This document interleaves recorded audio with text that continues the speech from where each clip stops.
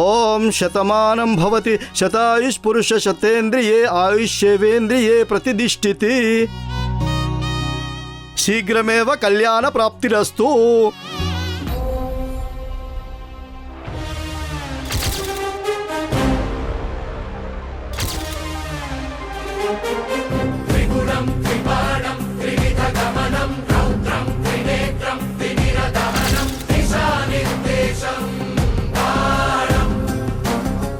అమ్మవారి ఆశీస్సులు కూడా తీసుకోండి నాయనా.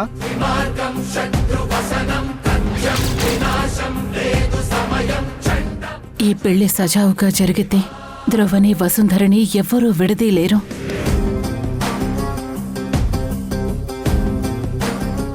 ఇక ఏ నీడ వసుంధర మీద పడకూడదు.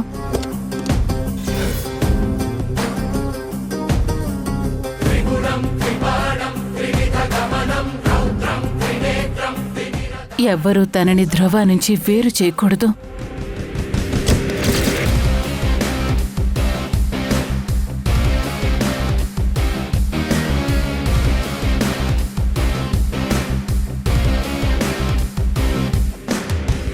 మల్లిక మేడంని కలవాలి.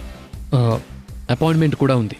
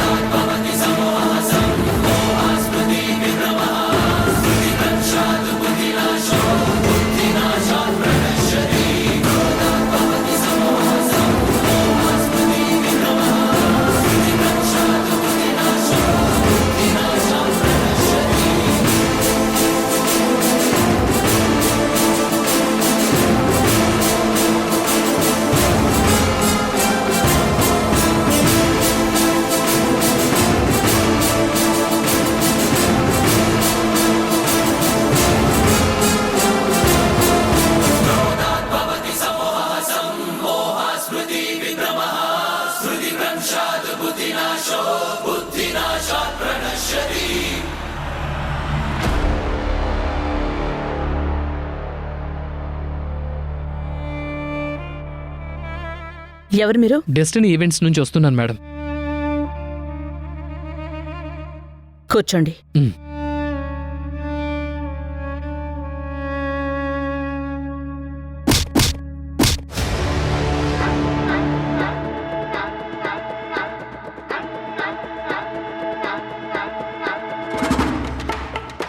పూజారి గారు, పూజ అయినట్టేనా? అయిపోయిందండి.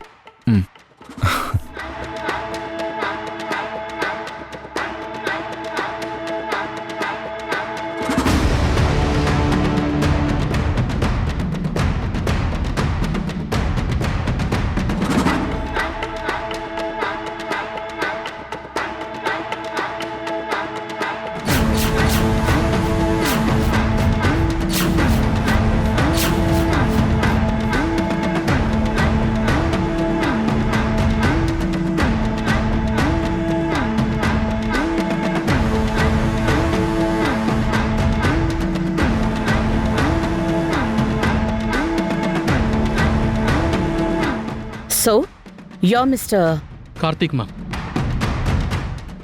కార్తీక్, ఈ పెళ్లి చాలా గ్రాండ్గా జరగాలి. మా పీపీ ఎస్టేట్స్కున్న ఒక్కగానొక్క వారసుడు నా కొడుకు ధ్రువ ప్రతాప్. ఖర్చు గురించి నేనేం ఆలోచించను. అతని పెళ్లి 2 రోజులు సిటీలో న్యూస్ కింద రావాలి. ఎలా ప్లాన్ చేద్దాం అనుకుంటున్నారు? మేడం, మా కంపెనీ చేసే పెళ్లిళ్ల బడ్జెటే 1 కోటి నుంచి మొదలవుతుంది. ఏ పెళ్లినైనా మేము చాలా గ్రాండ్గా ప్లాన్ చేస్తాం.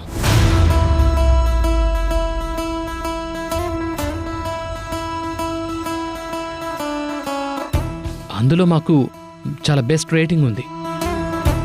ఈ ఈవెంట్ డెస్టినేషన్ వెడ్డింగా లేక లోకల్ వెడ్డింగా? వైజాగ్లోనే జరుగుతుంది. ఓకే మేడం, వైజాగ్లో అయితే ఐ హ్యావ్ ఎ ప్రెజెంటేషన్. ఓ,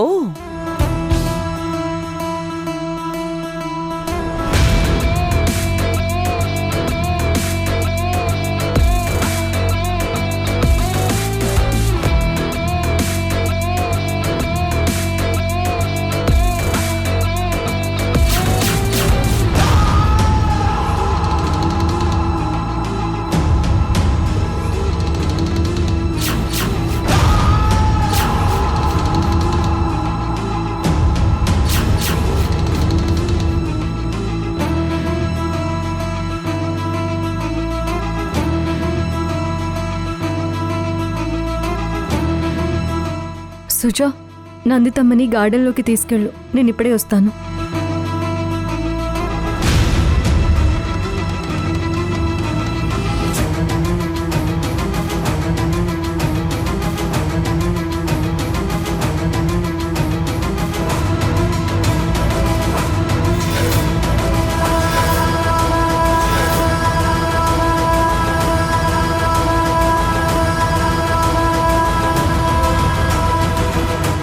ఈ ఫీల్డ్లో నీకెన్నేళ్ళ ఎక్స్పీరియన్స్ ఉంది?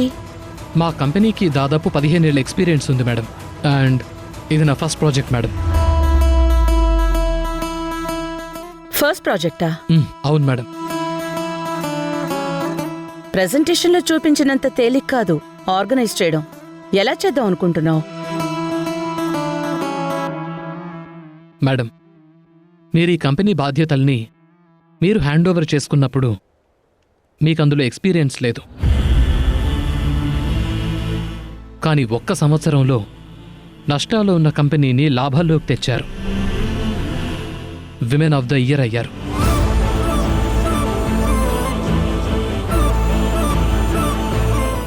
ఈ పెళ్లి చాలా గ్రాండ్గా నేను చేసి చూపిస్తాను మేడం. ఒక్క అవకాశం ఇవ్వండి. కొన్నిసార్లు ఎక్స్పీరియన్స్ కన్నా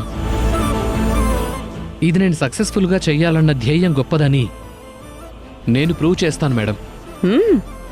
నా గురించి చాలా విషయాలు తెలుసుకుని వచ్చినట్టున్నావు. చిన్నప్పటి నుంచి మీ గురించి వింటూనే పెరిగాను మేడం. మా నాన్న పీపీ ప్లాంటేషన్లో ఒక ఉద్యోగి. నా మొదటి ప్రాజెక్ట్ మీకు చేయమని కంపెనీ అడిగినప్పుడు చాలా సంతోషంగా అనిపించింది.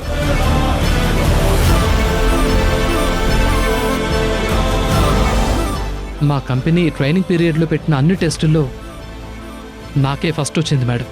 Very good. మొదటి ప్రాజెక్టుకే నిన్ను పంపించారంటే ఇది నువ్వు చేయగలవని వాళ్ళు నమ్మారు కాబట్టి. నా కంపెనీలో జరిగే చాలా ఈవెంట్స్ మీ డెస్టినీ ఈవెంట్సే హ్యాండిల్ చేసింది. ఇది కూడా మీరు బాగా చేస్తారనే నమ్మకం నాకుంది. Thank you madam. మీ నమ్మకాన్ని తప్పకుండా నిలబెట్టుకుంటాం. ఓకే, మీ ఈవెంట్స్ నుంచి బడ్జెట్ని కోట్ చేస్తూ నాకు ఒక అఫీషియల్ మెయిల్ పంపించండి. అలాగే ఈ పెళ్లికొచ్చే గెస్ట్ల లిస్ట్ అంతా నా పిఏ మీతో కోఆర్డినేట్ చేస్తుంది. ఎవ్వరికీ ఎలాంటి ఇబ్బంది కలగకుండా మేనేజ్ చేయాలి. Sure madam. నాకు ఈ అవకాశం ఇచ్చినందుకు thanks madam. Good luck. Yeah.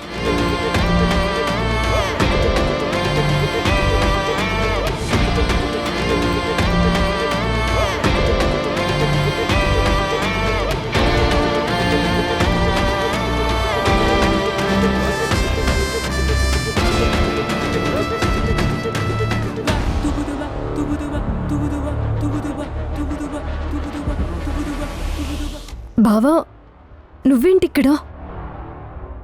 ఇప్పుడు నేను వైజాగ్లోనే ఉంటున్నాను. ఒక ఈవెంట్ మేనేజ్మెంట్ కంపెనీలో పనిచేస్తున్నాను.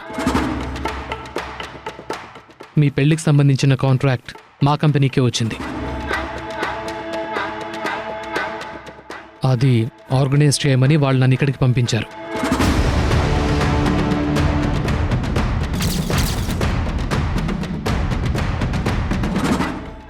వద్దు, ఈ టైంలో నువ్వు ఇలా రావడం కరెక్ట్ కాదు. నువ్విక్కడికి రావడం ధ్రువ సార్కి నచ్చదు. అయినా ఎటు నువ్వు చేస్తానంటే ఒప్పుకోరు. నువ్వే తప్పుకుంటే మంచిది. ఒకవేళ నా కోసమే ఉద్యోగంలోకి వస్తే ఆ ఆలోచన, ఈ ఉద్యోగం రెండు మానుకుంటే మంచిది. అరగంట క్రితం ఈ ఇల్లు మొదటిసారి చూసినప్పుడు అసలు ఇక్కడ వసు ఉండగలుగుతుందా అన్న అనుమానం వచ్చింది. పెద్దింటికి రాగానే నీకు వాళ్ళ బుద్ధులు వచ్చేశాయి.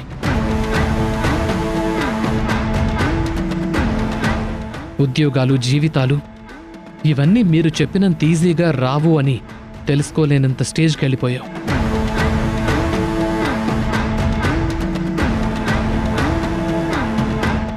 మీరు కేసులు పెట్టి శిక్షించగలరు, ఉద్యోగాలు రాకుండా అడ్డుకోగలరు.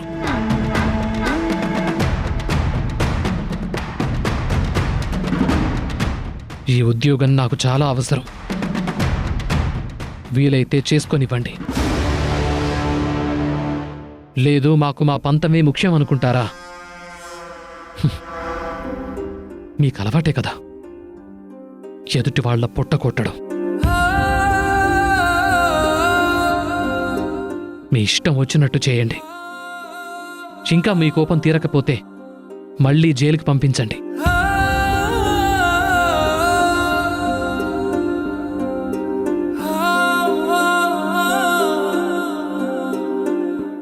ఆ తర్వాతైనా మా బతుకు మమ్మల్ని బతకనివ్వండి.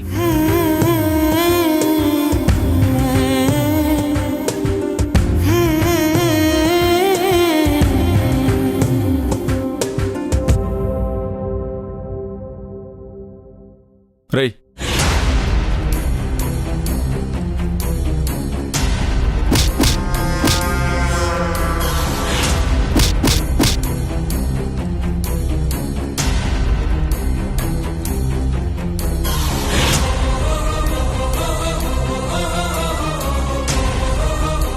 నువ్వు జైలు నుంచి బయటికి ఎలా వచ్చావురా?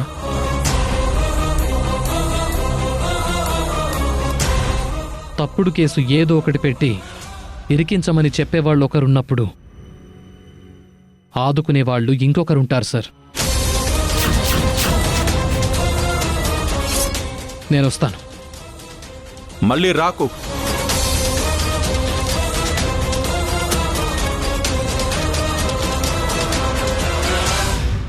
ఇక్కడికి రావాలని కూడా ట్రై చేయకు. ఈ ఇంటి గేటు దగ్గర నిలబడే అర్హత కూడా నీకు లేదు. మీకు నన్ను ఆపే అవకాశం లేదు సార్. మీ పెళ్లి నన్ను ఆర్గనైజ్ చేయమని మల్లికా మేడం ఇప్పుడే చెప్పారు. ఆవిడ చేత వద్దు అని చెప్పించండి, నేను వెళ్ళిపోతాను.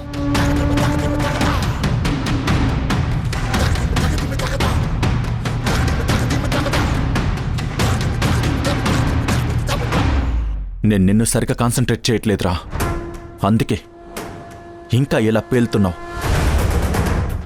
లోపలే నీ సంగతి తేల్చాల్సిందే.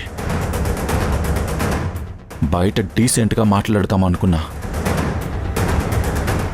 ఇలా ఏదో విధంగా ఇంట్లోకి ఎంట్రీ ఇచ్చి వసుంధరకి దగ్గర అవుదాం అనుకుంటున్నావేమో. వసుంధర ఇప్పుడు నాది.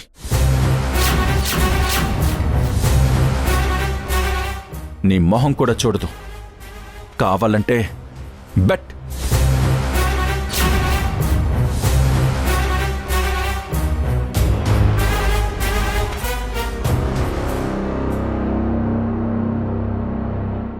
మాకు డబ్బులు లేకపోవచ్చు, కానీ క్యారెక్టర్ ఉంది.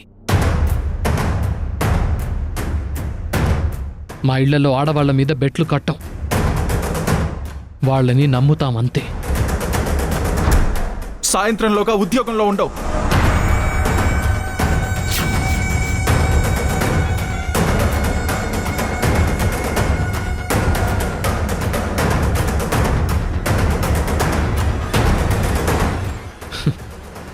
ఇంకా ఎంత నాశనం చేస్తావో చెయ్యి. పోలీస్ స్టేషన్లో నన్ను కొట్టించావు.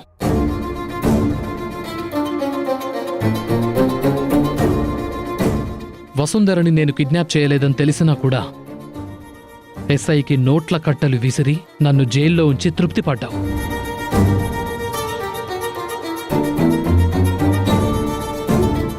నీ దయ వల్ల స్టేషన్లో కేసున్న నాకు వచ్చే 2 గవర్నమెంట్ ఉద్యోగాలు పోయాయి.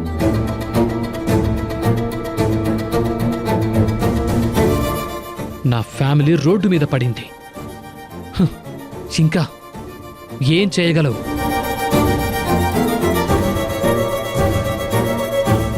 ఇంకా చెయ్యాలంటే చెయ్యి. ఈ కంపెనీ కాకపోతే ఇంకో కంపెనీ, ఈ ఊరు కాకపోతే ఇంకో ఊరు. పొట్ట చేత్తో పట్టుకున్నాక ఎక్కడికి వెళ్లాలన్నా సిద్ధంగా ఉన్నాను.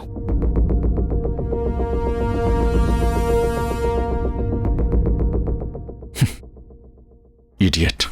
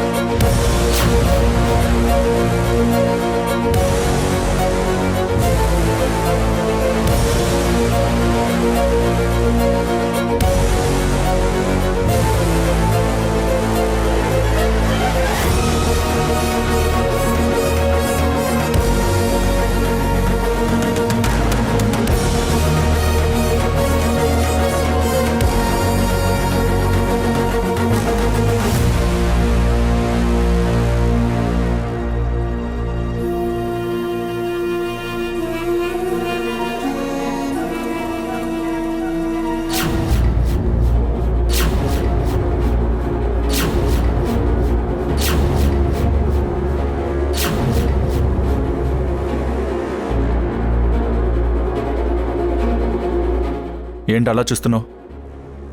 నాకు ఆకలిస్తుంది, భోంచేద్దాం పద. నాకు ఆకలేయడం లేదు.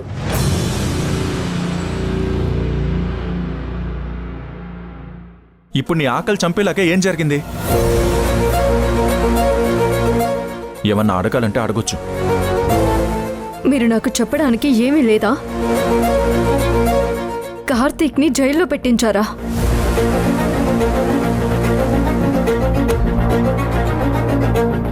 నీ మీద అటాక్ చేస్తే వదిలేయమంటావా? నిన్ను వాడే కిడ్నాప్ చేయించాడనుకుని జైల్లో పెట్టించాను. నన్ను కార్తీక్ కిడ్నాప్ చేయించాడని మీరు నమ్మితే సూర్య అన్న దగ్గరికి డబ్బు తీసుకుని ఎందుకు వచ్చారు?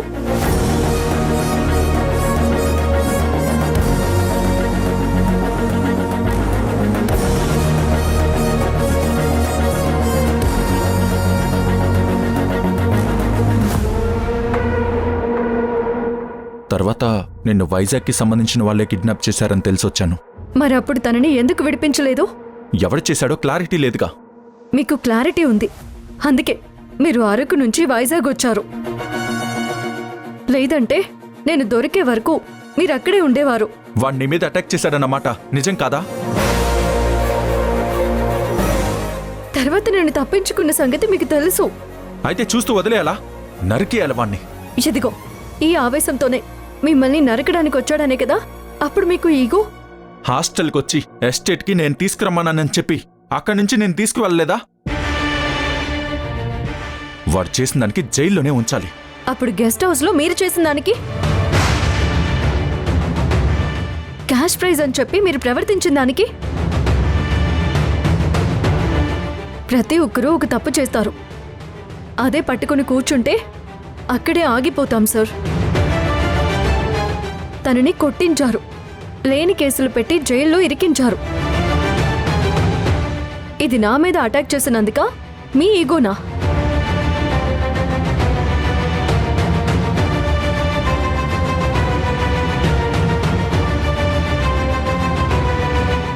అప్పుడు కోపంలో చేశారనే అనుకుందాం. ఇందుకు కూడా నీ ఉద్యోగం తీయించేస్తానని బెదిరిస్తున్నారే, అదేంటి మరి? మా జీవితాలు తీసుకునే జీతంతోనే నడుస్తాయి. ఒంట్లో బాగోక ఒక్కరోజు సెలవు తీసుకోవాలి అనిపించినా నెలకి సరిపడే ఖర్చులు గుర్తొచ్చి టాబ్లెట్ వేసుకొని పనిలోకి వెళ్తాము. మా కష్టాలు ఏసీ గదిలో నుంచి చూసే మీకు ఎప్పటికీ అర్థం కావు. ఇక ఆప్తావా నీ సోది? మా జీవితాలు మీ జీవితాలని ఏంటి లెక్చర్? ఎవడికి ఉండాల్సిన తలనొప్పులు వాడుకుంటాయి. ఇది మీ నుంచి ఊహించలేదు. మీరు మారారని నమ్మాను. అంటే నేను మారలేదా? మారడం అంటే ప్రేమించే మనిషి విషయంలో మారడం కాదు, ప్రతి మనిషి విషయంలోనూ మారడం, అందరి వైపు నుంచి ఆలోచించడం. నీలాగా ప్రపంచంలో అందరి గురించి నేను ఆలోచించలేను. నా వల్ల కాదు. నాకు సంబంధం లేకపోయినా సేవలు చేయలేను. నేనింతే. ఆగు. అలా మాట్లాడకుండా వెళ్ళిపోతే ఏంటి అర్థం? తెలిసిన వాళ్ళకి చెప్పొచ్చు, తెలియని వాళ్ళకి చెప్పొచ్చు. మీలాగా తప్పు చేస్తున్నానని అర్థమై కూడా ఈగోతో కప్పిపుచ్చుకునే వాళ్లతో మాట్లాడడం అనవసరం.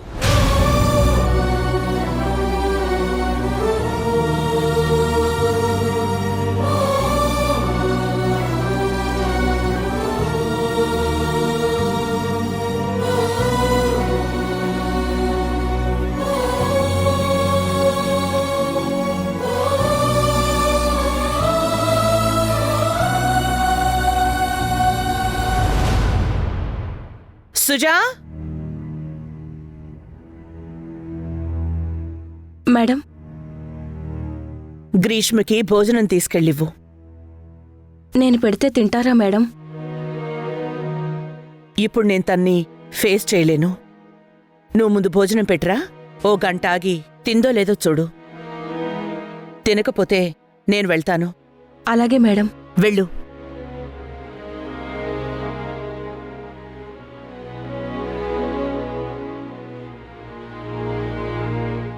సుజా, నేను చెప్పింది నువ్వు చేస్తావా? చెప్పు వసుంధరా.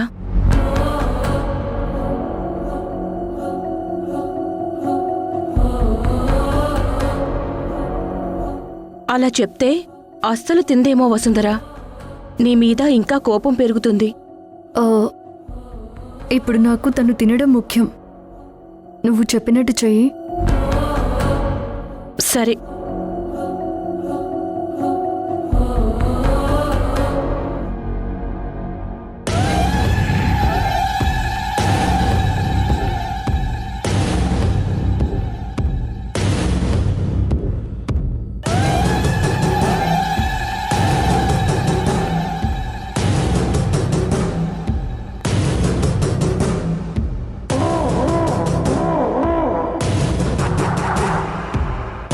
ఇంకెప్పుడు మనం విడిపోకూడదు వసుంధరా. విడిపోవద్దు. నాకు మాటివ్వు.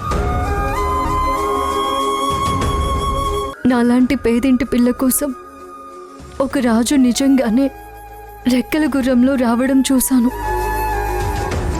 ఎలా వదిలి వెళతాను సార్? ఎప్పటికీ వెళ్ళను.